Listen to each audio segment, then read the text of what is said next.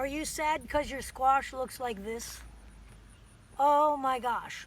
This happens all the time when you're planting squash and you get so disappointed in your garden. So what is going on here?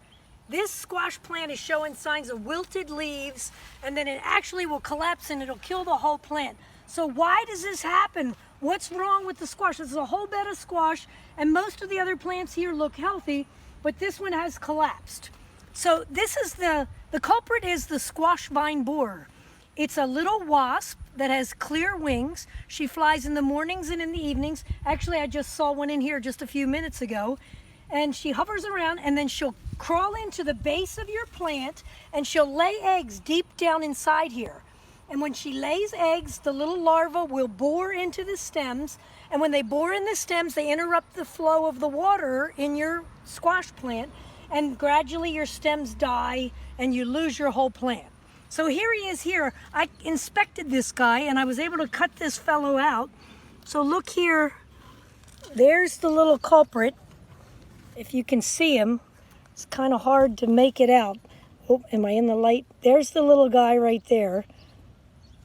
There he is, and there's his boring holes. He was up in the stem here. Now, one of the techniques is you're supposed to look for the little frass that any little caterpillar might make. Here he is. He's come out of his, but he only gets about an inch. He's got a typical caterpillar-looking body with a black head, and he tapers at both ends, and he'll definitely get bigger than this because this little guy's only ½ inch long. But he was burrowing these holes and causing the plant to wilt. So you look on the outside for frass and things to try to identify him. Now, one of the techniques that they say is in the early spring when you plant your squash, you can try to prevent him, put aluminum foil around the base of your stems or nylons, which sounds outrageously complicated. You might try sprinkling some diatomaceous earth around the base because that discourages a lot of different insects around the base. If you were to see the adults flying, you might spray, but that's just a random hit. What's the probability you're going to hit and kill these little larvae before they bore inside the stems? So spraying a permethrin or spraying spinosad is still kind of a hit and miss kind of program.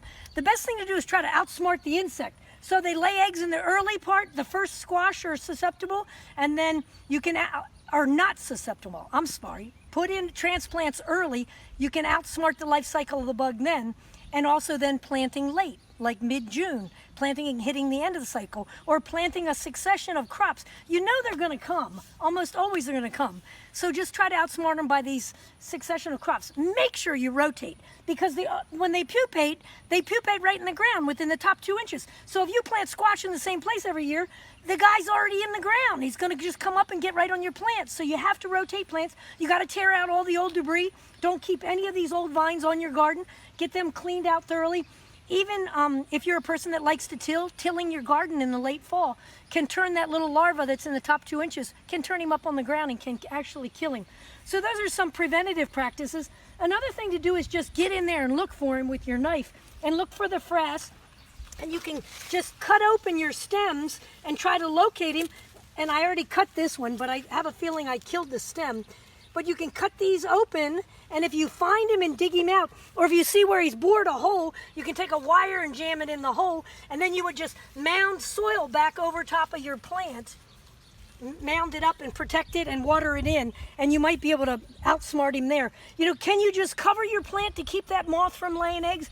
Yeah, you can, but remember, these are insect-pollinated plants. There's bees flying around here, so you can't cover them long-term. That can only be the early spring solution. So there's your squash vine borer, the disappointment of anybody who plants squash. Come on over here and take a look at this one. Here's another one that looks like it might have it. Did I tell you? The Hubbards don't get it. Most of your winter squash and summer squash get it. But this one's starting to show signs of yellowing. So it might be worth getting in here and inspecting some of these vines to look and see why they're yellowing. But that's the gist of the squash vine borer. Everybody has woes with this bad guy.